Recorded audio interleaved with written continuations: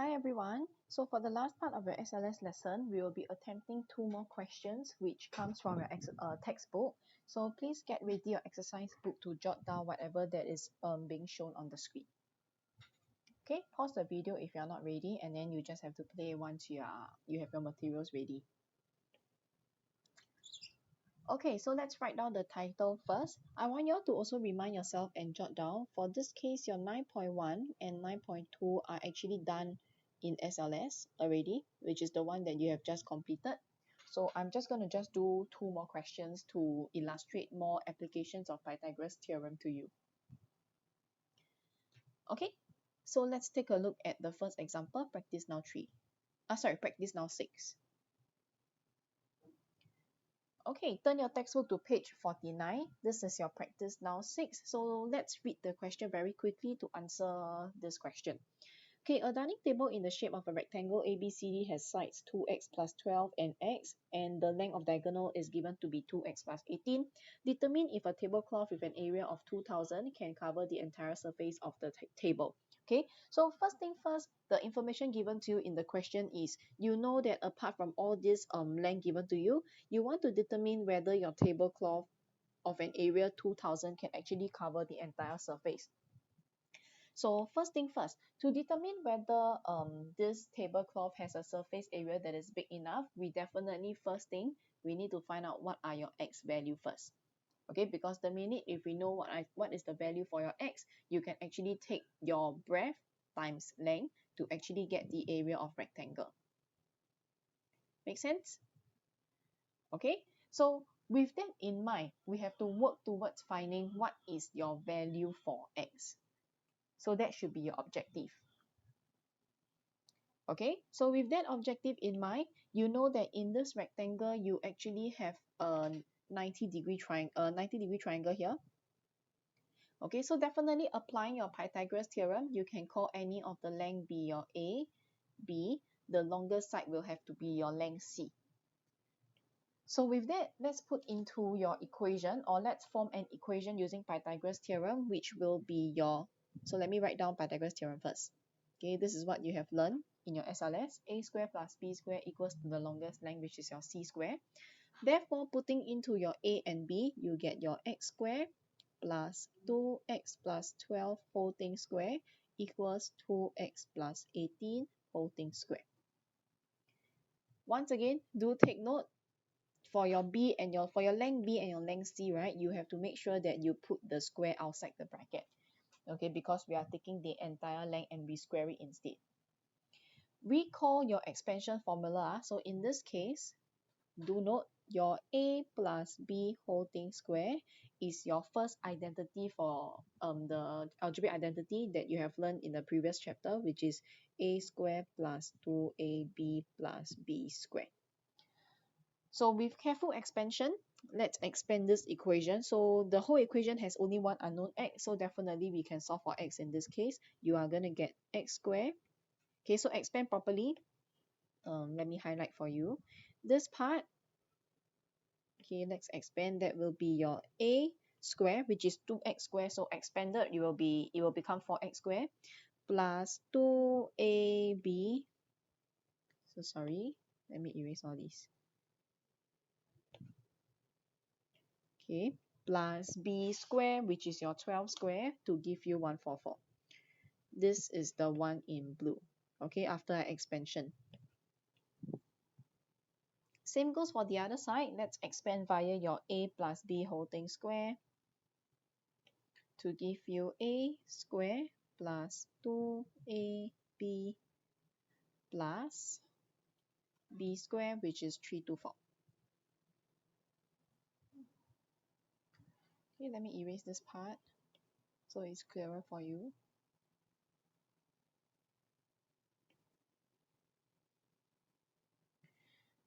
Okay, let's expand the bracket in the middle. Okay, but I could also combine up your x squared term. Okay, this is the expansion in orange. So combining your x squared term on the left hand side, you get 5x squared. This will be 48x, sorry, plus 144. Right hand side is still a 4x squared in the middle, you get a 72x plus 18. Sorry, plus 324.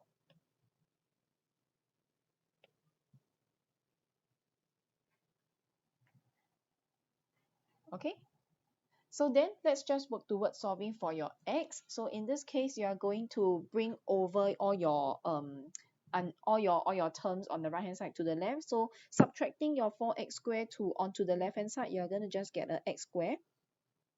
48 minus a 72, you get a negative 24. And a 144 minus 324, you are going to get a negative 180. Whole equation equate up to 0. So moving on, you have a quadratic equation. Recall how to solve quadratic. Until this point, we have only learned how to do it via your factorization table. So let's put in your respective term. Okay, maybe I give you some time to try some of the combinations to get the factors in this table. X squared is definitely your x and x first. You may want to pause your video here before I give you the answer. Okay, hopefully you have gotten the answer. So to get 180, your combinations, I hope you have gotten 30 and 6 in this case. Okay, because 30 times 6 will give you 180. After multiplying diagonally, you get 30x and 6x. To get a minus 24, you put the negative sign at the minus 30. So if I put it at the minus 30, do note I must also put it at the negative 30 next to it, so that negative 30 times 6 gives you a negative 180. Okay, with these two factors out, you can pull out your factors, put it back into the equation, which is x minus 30, x plus 6 to be 0. You get two answers. One is x to be 30, the other one is x to be a negative 6. Okay, once again, you have two answers. So do be mindful whether you can take both answers or whether there is any particular answers that you have to remove. So in this case, because x is a length, okay, take a look at your question. X is actually a length over here. So you definitely cannot accept values that are going to be negative. So you have to reject your negative 6. Okay, do note this is not all, because apart from just wanting to solve for x, what you're actually supposed to be doing is you're supposed to determine whether your tablecloth can actually cover the entire surface of the table. So with our value for x, we can now find out what is the length of the table. What is the length of the table, which is actually your, let me highlight in blue, 2x plus 12. Okay, then of course we have our breadth, which is already x. So just do a simple statement. We can first find what is the length. So since I know that x is a 30, I'm going to put it into this equation here to solve for your length of the table. And this gives you 72. Okay, length is 72, breadth is x, which is 30. Let's find out what is the area of the table, which is just length times breadth. This gives you 2160.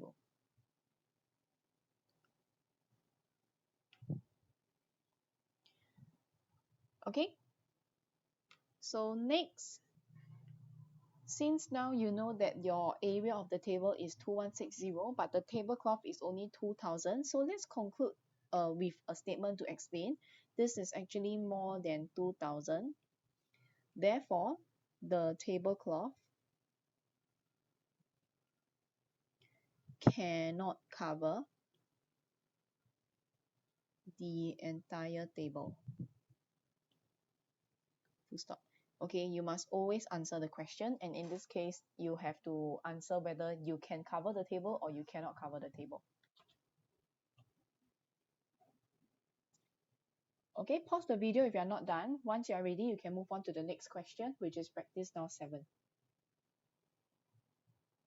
Let's move on. So this one is in page 50. Let's take a look at practice now 7. As I explain the question, or as I read the question along the way, I'm also going to come up with a diagram, because in this case, there are a few conditions or a few different information given by the question. Okay, so let's take a look. First thing first, they tell you that a ship travels due south from port A for 1.2 hours to reach port B. So first thing we must understand, what does it mean by actually saying that it travels due south. So draw in a compass.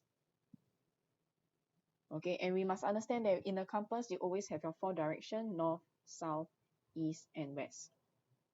And when we talk about due south, okay, when you see this word due south simply means I move in the southward direction. That means in this case, you are going downwards. Okay, because south is at the bottom here. Okay, so with that in mind, let's move on with the question. So I'm going to construct out a diagram to see how my ship is going to travel. So first thing first, I talk about the ship traveling due south. Okay, from port A. So from port A, I'm going to move downwards to port B. And I actually took 1.2 hours according to the question.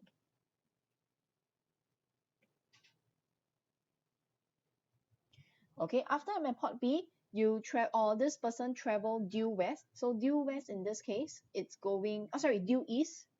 Due east in this case means you are going to the right this way. Okay, so I'm going to go eastwards for 1.7 hours. Okay, let me redraw the whole thing. Let me just pause for a while. Okay, so sorry, I erased some of the diagram. I erased the compass actually, so that I can actually fit in my diagram over here. So from the next point, just now we stopped at the position whereby B, it is at port B and then it traveled due west. So, due east. So due east means it goes to the right hand side for 1.7 hours before we reach jetty C. So we should have this diagram constructed till now. Next one, once it's at jetty C, it travels due south. So again, due south means we are going downwards, okay, to buoy D, which is 18 kilometer away. So let's go downwards to D, and this is 18 kilometer. After D, it travels 38 due west. Due west means it is to the left, which travels a 38. So I'm going to draw a longer length to represent my 38 kilometer. And then you reach island E. Okay, last but not least, the question tells you that the average speed is given to be 10 kilometer per hour. First thing, find the shortest distance between port A and jetty C. So what the question wants you to find first thing is to find this straight line distance from A to C. Okay, the question mark over here. So with that idea in mind, okay, I'm going to work out my workings in blue. With that idea in mind, I hope you understand that because in this case, we are traveling via your north, south, east, west direction. So definitely all this juncture whereby the ship actually turns are all 90 degree. Okay, because it definitely follows your compass, which is for the four direction is actually 90 degrees to each other. So then, first thing first, if you want to find your length AC, which is the shortest distance between port A and jetty C, I am going to look at this green triangle here, okay, whereby we have our 90 degree. Again, make use of your Pythagoras theorem, okay, because first thing first, if you are given the time to be 1.2 hours and also your 1.7 hours, you can actually find out what is the distance when the boat travels from A to B first, okay, with the idea over here at the bottom, your distance speed time triangle. Okay, because now that we know the average speed is actually 10, we can actually find the distance AB. So let me write down part 1. Your distance AB is actually just speed times time. That is 12 kilometer. And your distance BC is also just speed times time, which give you 17 kilometer. Because the boat actually travels in constant speed. Okay, there is no information given to you that the boat doesn't travel in constant speed or the speed changes. Okay, so knowing that this is a 12, this is a 17 kilometer, we can now apply your Pythagoras to find the length AC. So therefore, it will just be your AB square plus BC square gives you your AC square. Sum in the values, 1.2 square plus 12 square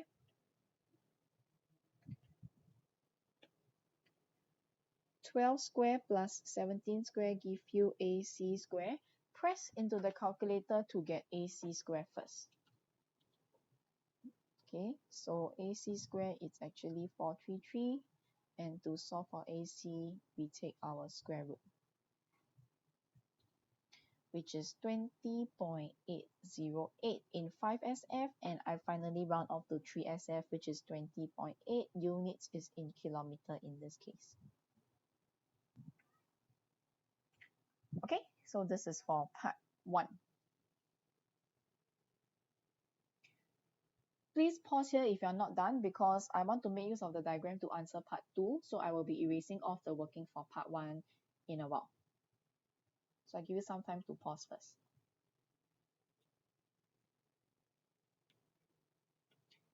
Okay, so let's answer part 2 in this case. So part 2 says that you are supposed to find the distance between port A and island E, which in this case will be this diagonal length, which also called your AE length. Okay, with that in mind, once again, let's try to form our 90-degree triangle, and I hope that you can tell we can actually form a 90-degree triangle here. Okay, cutting from position A vertically downwards, together combining up with your length E, and finally the red marker that you want to find, which is your length AE over here. Okay, we can actually make use of this 90-degree triangle because we can easily find all your sides, which is your length. Maybe let me call this X in this case. I can find AX, and I can also easily find the length EX. So work out the workings here. First thing first, because I know that AB, take a look, AB here is actually 1.2. Okay, look at my orange marker. AB here, it's sorry, not 1.2, it's 12 kilometer based on the previous question. So since this is 12 kilometer, this is 18 according to the question, because same as your length CD, we can now find out what is my length AX, which will give you 12 plus 18, and that is 30. Okay, AX length is found, we can now find our length EX. Let me just write it at the side. Okay, the length EX, same idea. Since I know that the whole length is 38 for ED, I can subtract away the 17, which is your length XD here. Okay, from the previous example, we know that that will be 17 kilometer. So subtracting the values, you take 38 minus 17, you're going to end up with a 21. Okay, so EX is 21 kilometer. Looking at your 90-degree triangle AXE, let's find out what is your shortest distance, which is also known as your length AE. So once again, put into your Pythagoras theorem, you have your AX square plus EX square would be equals to your AE square, and that will give you 30 square plus 21 square is AE square. Let's just evaluate out what is on the left hand side. To get your AE square, that will be 1341. Last but not least, do not forget to take your square root to give you 36.619. Not exact, round off to 3SF. Final answer. Okay, so that is the end for the 2 examples that I want to go through. So please make sure you have this inside your exercise book, and that will be the end for your SLS learning for today. Thank you very much.